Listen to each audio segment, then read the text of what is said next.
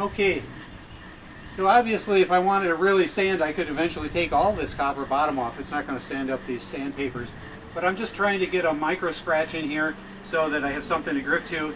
If we look closely after I push the sand off, the copper off, we see my hand a little coppery here. We see a little high and low spots where this has never been perfectly finished. Each year it gets better and better. We're putting very thin layers on it. But this is the wing, and the most critical parts of your boat bottom are the rudder and the keel, because those are your wing surfaces. They have the shape to them, and they are, the ones that are changing your direction, are getting lots of water pressure against them. They're your wing when you're heeling over, that it's creating a laminar flow there to create your suction to keep you from going up when you get a big blast of wind. So you want to have these, spend your most time on these to get them as perfect as you can.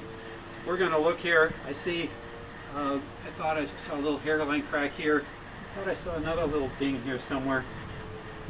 But, oh, here's a little tiny scratch here. Maybe something slid by. So I'm going to take my glazing compound now, and I'm just going to glaze in just a couple little things, and then we'll have to let it harden for 20-30 minutes. I'll sand it just before we coat. So I'm going to fill these in, get them smooth, and then I'm going to go to the front. We're going to start coating the bottom, and then when I get to back here, I'm going to stop for a minute, sand those off, and then coat it. Maybe it'll be perfect. Maybe I'll have to do it a second time. Hopefully it'll be good enough.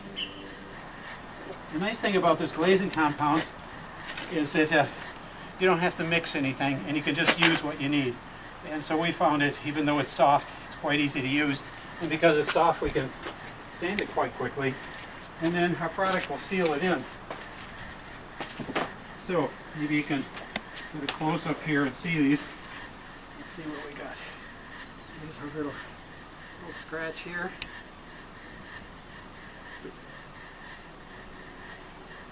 This is last year, so there we go.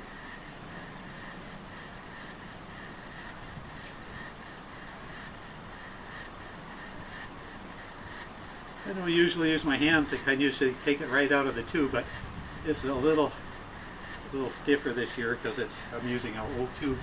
And then I'm going to take these little cracks here, and I'm going to push it in.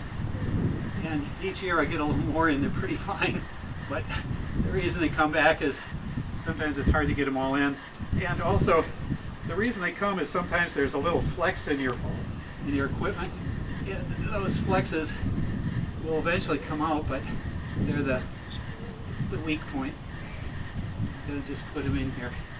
Let's see what else we got. Because I might have opened a new one here.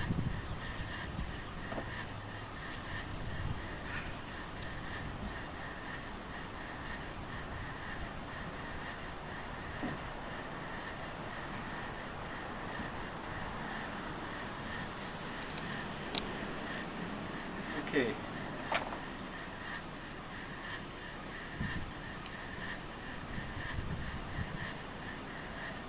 Here she comes. Now there's a little low spot here. I don't know whether I can fix that or not, but there's a little low spot there. There used to be a crack here.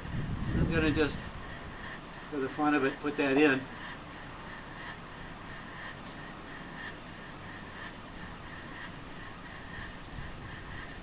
See this little low spot here? You just go over it. Who knows, maybe I'll be able to fix that.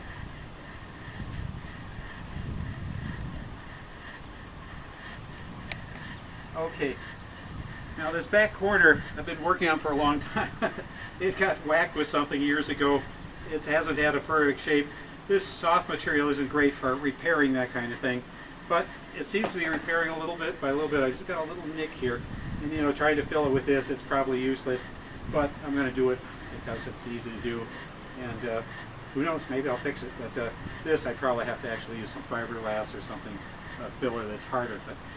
But for just doing these hairline cracks and these little low spots, it's nice because I can do it quickly, and each year it's getting better. There's hardly anything bad on here anymore. Now, here's that the self-bailing drain is right here. There's a little edge that's, well, it feels pretty good this year. I'm going to put just a little bit there, just to take that little edge off it. So good. This will be dry in about 20-30 minutes. Probably by the time I get back here painting, we'll be all set. So that's it, and I'll show you in a minute how to mix your product and start rolling.